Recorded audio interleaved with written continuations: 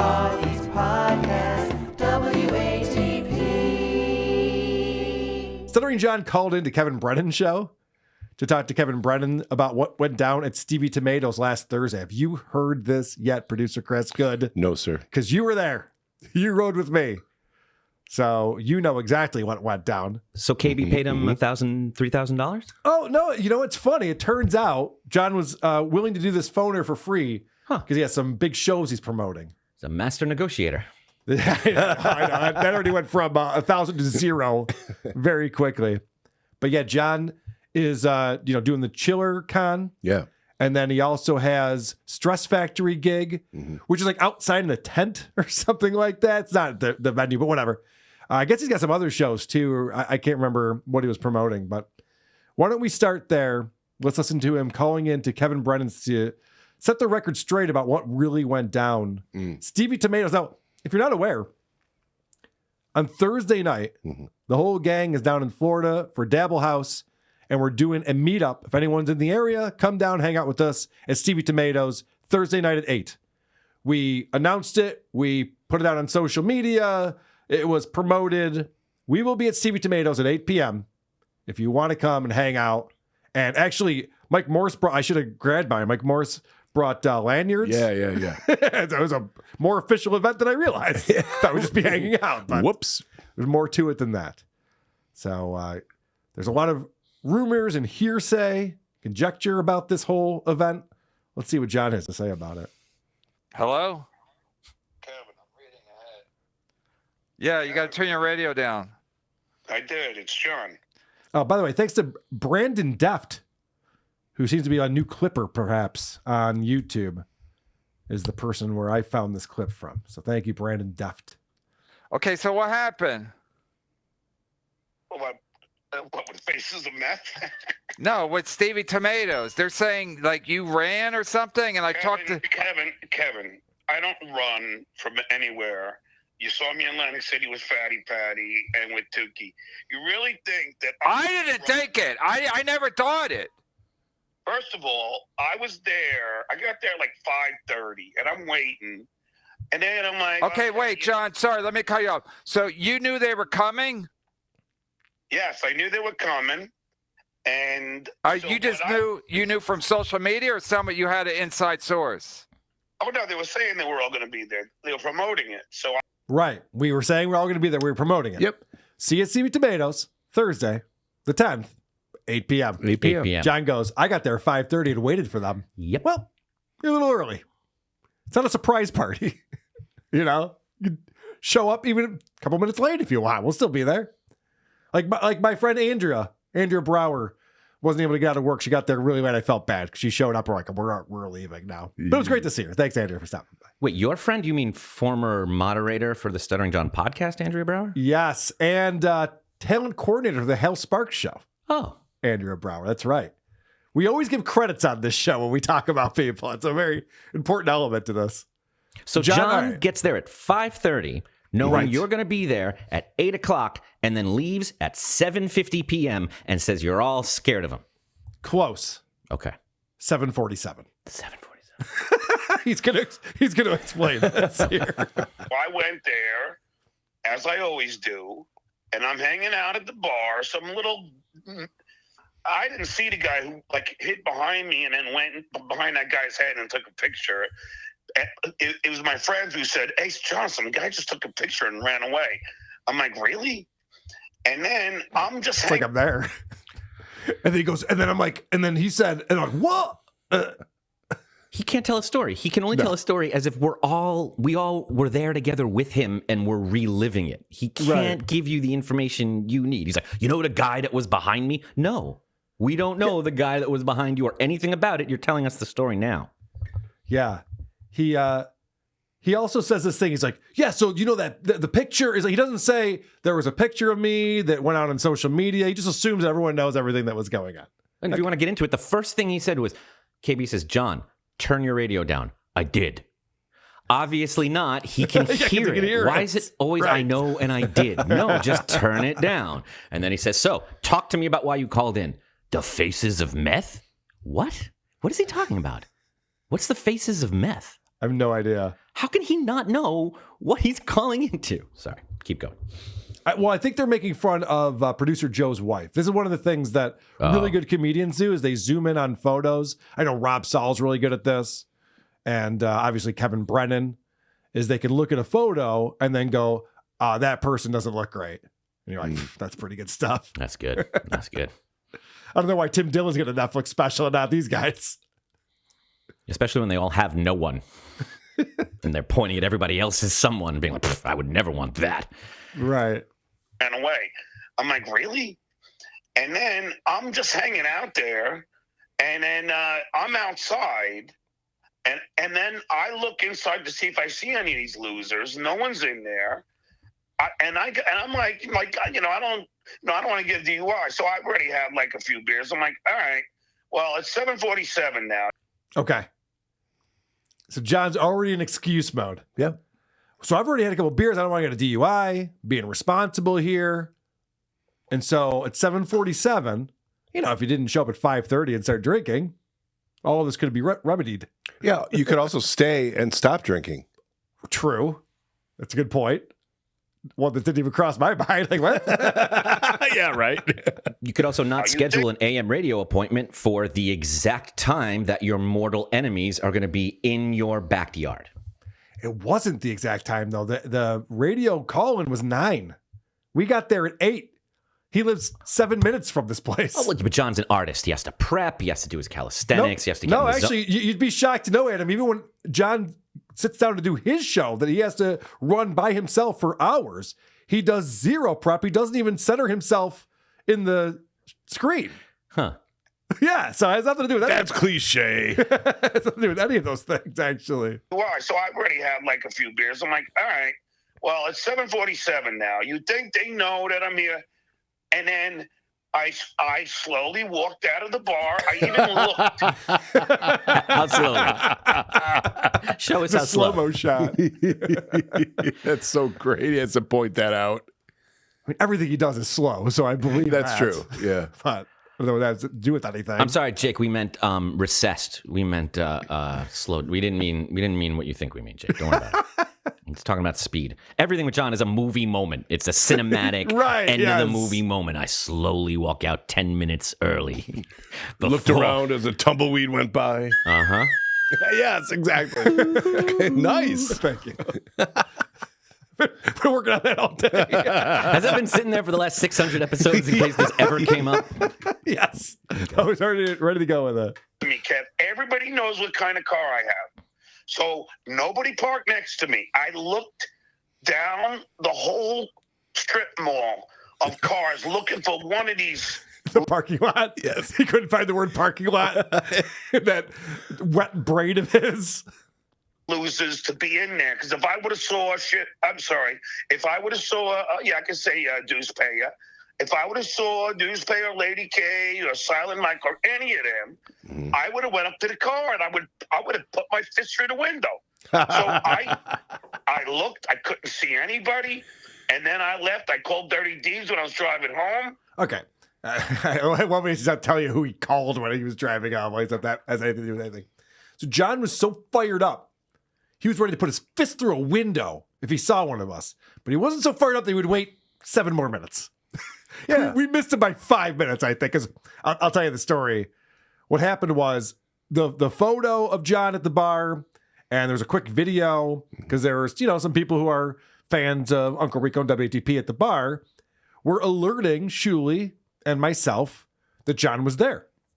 I get a call from Shuley. Now, I'll tell you, I'm in my house in Cape Coral. I'm closer to Stevie Tomatoes than the rest of everyone else. They're in Fort Myers at Dabble House. I can say that now, I think, right? Yes. How far away is that? So they're like a 45-minute drive to Stevie Tomatoes. I get a call at 7 or maybe 7:05 from Shuley, where he's like, holy shit, Carl, he's there. We got to go. Because I just plan on meeting them at 8. We got to go. We got to go. We'll be there as fast as we can. And so I'm hanging with you and Missy and everyone else who's at my house. I'm like, all right, guys, change of plans. We're getting in the car now. We're going down there. So we all hurry to try to get there in time to see John because we found out that he was there. We've never moved faster. Right. We thought that'd be fun to have a little convo with our buddy John. John decides to slowly leave the bar at 7:47, look around for cars to punch, and then get on the phone with Dirty Deeds and drive home.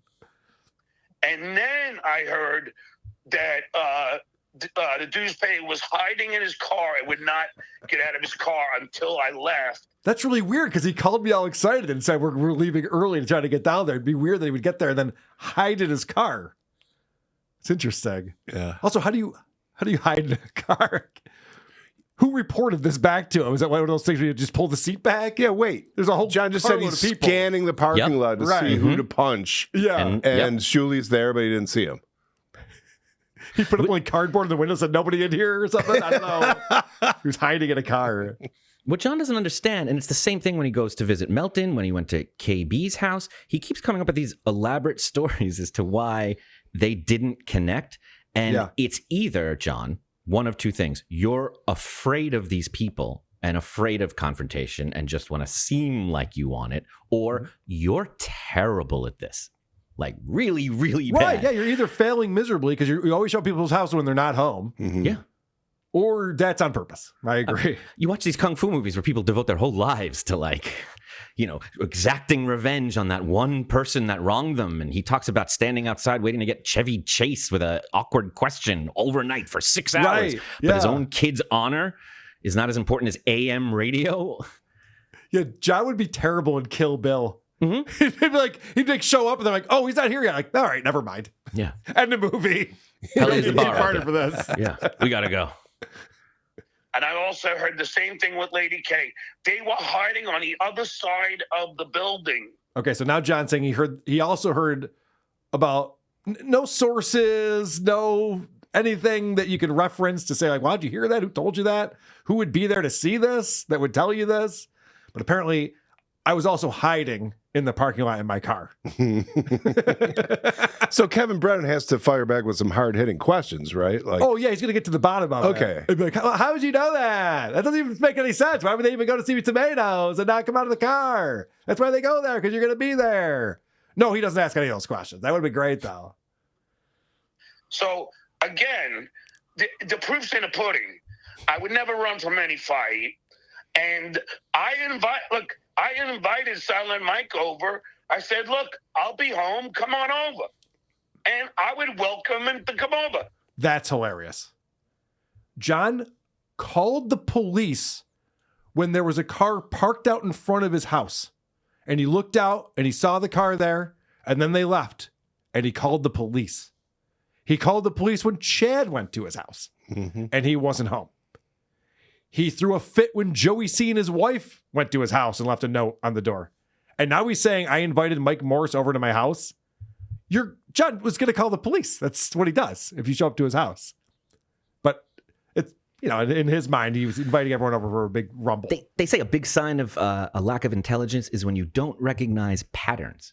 And he doesn't, but we do. John, I know you don't see it, but it's the same thing every time. It went from I'm going to Florida or wherever Chad is and I'm kicking his ass to you're going to meet me at this halfway point. Yep. All right, you come to me and I'll come to your club. All right, I can't get a ride to the club. You come to my house. You come to my house, I'm calling the cops. That breaks down exactly what happened between him and Chad. Yep. Yeah. Over like a month's And essentially time. with everyone, he just doesn't think we see this. But they're not going to come over because they're afraid of me. And so I didn't really watch their take. I didn't watch any of their shows from down at the house. But so what did they say happened? Yeah. Well, the dude's pay a lie said he was in the parking lot and the owner called him and said, don't come in when John's there. What? When did Shuli say that? I missed that part. Yeah, so he's just making this up now that Shuli said he called the owner when he was in the parking lot? Why would Shuli... So we had a reservation. We had the whole back room booked for a meet and greet. Yeah. They knew we were coming. In fact, the people who got there early were asking the bartenders, hey, is this place for the meet and greet? They said, yeah. They knew it was happening. We ended up just saying hanging out outside because that was much better than being inside. Correct. But why would Shuli then show up and go, hey, can I come in? Oh, I thought John said the owner called him. Okay, let me back that up because this is a doozy. What's he talking about? Watch any of their shows from down the house. But so what did they say happened? Well, the dude's pay a lie said he was in the parking lot and the owner called him and said, Oh. don't come in when John's there. Oh, okay. So that's interesting. So the owner's staring out the window looking for a rental car. I don't know how he'd know it's Shuley or anything like that. Also, John's protector. Yeah. And then he calls Shuley. He wouldn't have Shuley's number. Producer Joe's the one who even reserved this. Has nothing to do with Shuley. But he called Shuley. So Julie said that the owner called him and told him not to come in and also hide. Yeah. Let me talk to the shitwear, please. And John could tell. I mean, and of course, KB is such a great interviewer. He doesn't call him out on this at all. John says, I looked in the parking lot in my cowboy moment and I saw nothing, no shitware. Then 2 seconds later, he's like, and there was the shitware hiding in his car, trembling, waiting for me to come out. Okay. And then the owner called Shuley. How would you know that? If he's trembling in his car and you see he's that. saying that Shuley said that the owner called him and told him not to come in, which is Where? crazy. When? He never said where, when? Yeah, play the clip. Like, what the fuck are you talking about? Because he was already shivering, in fear in his car. He didn't need a warning. Yeah, good point. So there's two reasons why he didn't come in. One, he's definitely afraid of stuttering John Melendez and the force that he is to be reckoned with. But then B, the owner also told him not to. And these are facts, even though John didn't see him. Because if he would have seen him, he would have kicked his ass and ripped him out of the car. Right. Okay, good job, KB. You really got to the bottom of this. I'm really glad you don't watch any of the other fucking shows that you're going to comment on. I don't like Rob Saul's show very much, but I watch it if I'm going to comment on it, you dick. We play the clip over here. At least. We're the Play the Clip channel. Come on. I pictured John kicking Shuley's ass and then going to the puppet. He's like, come on, now it's your turn. The conversations we had with the staff there, we brought the puppet in, they were rolling because they all know John. I was talking to the one bartender. He's like, yeah, I looked up the Uncle Rico show and I was watching that. It must be so incredible to be a bartender, for many years, and you meet a lot of customers. You see a lot of different kinds of people, but there's always one or two that you're like, God, this guy's the worst. I mean, but boy, this one, it must be so validating to have like an army of people show up and be like, it's not just you. You're right. Yeah. This one is exceptionally awful. These people traveled in from thousands of miles away from all over. And the fact that you can't just wrap your mind around whatever political conversation he was trying to start at the bar, there's like shows all over the world dedicated to try and figure out the same thing. It's baffling. That's correct. Now, that was a lie that was exploited by the potato because he had an inside source. I believe it was Beloved Chatter. And no, because the potato called Stevie. They said, nobody called him. Nobody even knows his number. So the dude's his first lie was that he was told that he had to wait. Then when they got to that diddle house, then they decided to make up this elaborate fake story. Okay, so that's interesting because we did do Point Dabble Point the next day. Adam was on that show. You were with us. And we were talking about everything that went down in Stevie Tomatoes the night before. Yeah. So what John just said is first Shuley's lie was that the owner called him and told him not to come in. Mm-hmm. But then by the next day, the first time any of us were talking about it, we had made up a new lie. So where was that lie? How did he hear about this first lie that Shuley told us? Who did Shuley tell that to? Didn't tell it to me. I was hanging with Shuley the whole night. I don't know what he's talking about. I can't figure it out because I'm not a liar. But I'm sure Kevin Brennan will be like, well, wait a second. Why did he say that? Right. Saying that, that I ran. Kev, do you think in a million years I would run? You didn't run. You can't run. You left at 7:47. Everyone knew we were meeting at 8. You gave yourself 13 minutes of a cushion to get out of there before you knew any of us were showing up. It's not running, but it is leaving. I think he's talking about exercise. Like, it is hard to imagine him running, but I can picture him leaving in fear. Yeah, right. Slowly. Then they lied and said I left out of the back, which is another lie. Look. Nobody said that. Yeah. We talked to the people who were there. Mm-hmm. The people who were there who saw John, saw him get up and leave and get in his Mercedes that was parked right out in front. That was the long and short of it. And leave. No one was making up things that he was in the back and sneaking out. All of this is just I don't know where he got any. Well, I do know where he got all of this. People are fucking with him. And he wants to believe stories like, oh, Shuli just said this. Oh, Shuli just said that. John goes, he did. He's a fucking idiot. And a pussy. I'm not going to lie to you. I would listen. I invite Lady K. He's got a place out here. Anytime you're invited, come by my house, knock on my door. Don't run like Baby Fatso did. Come to my house, knock on my door, and then I'll settle it right there. Okay, this is interesting. I'm not a guy to go to people's houses. No, we are not looking for fights. We're just having fun on the internet. We're doing shows. We're clowning people who suck. It's kind of like what we do around here. But John just invited me to his house.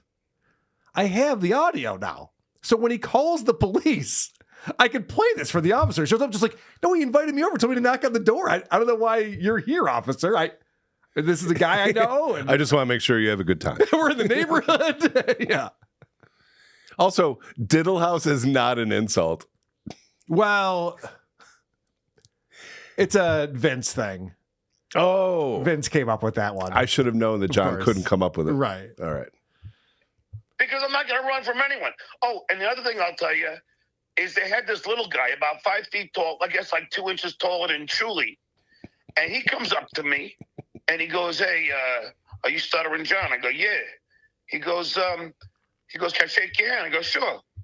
I go, what brings you here? He goes, oh, I'm a dabbler. And I go, are you going to, what are you going to do if you see the dues pay? I said, I'm going to beat the living hell out of him. And then he starts talking back. I don't want to talk to you. Just like, please get away from me. And then okay, that story got trailed off, didn't it? Because I talked to this guy that he's talking about, and he goes, "Carl, it's my fault. He left. I walked up to him and talked to him about Shuli." I was like, I can't use the S word around John. It's going to freak him out. Duh. So this guy was like apologizing up and down. He's like, "I'm sorry. I couldn't resist. I wanted to go talk to him about this thing." And then you notice how John's own story didn't know how to finish it. Yeah. Because this guy told me John was just like, fuck off, and told him to scram. Right. But let's hear that again. How did he say it went down? the dues pay, I said, I'm going to beat the living hell out of him. And then he starts talking back. I don't want to talk to you. Just like, please get away from me. And then See, now he's lying. we talked to this gentleman. Yes, we did. That would have, if John ended it that way, that would have been the first thing this guy would have brought up. Mhm. Like, yeah, it went south real quick. Well, he did tell us that John did not want to talk to him. I go, well, yeah, you brought up Shuli's name. What were you thinking there, man? He brought up Shuli's name 10 minutes before Shuli was supposed to be at the Shuli scheduled event.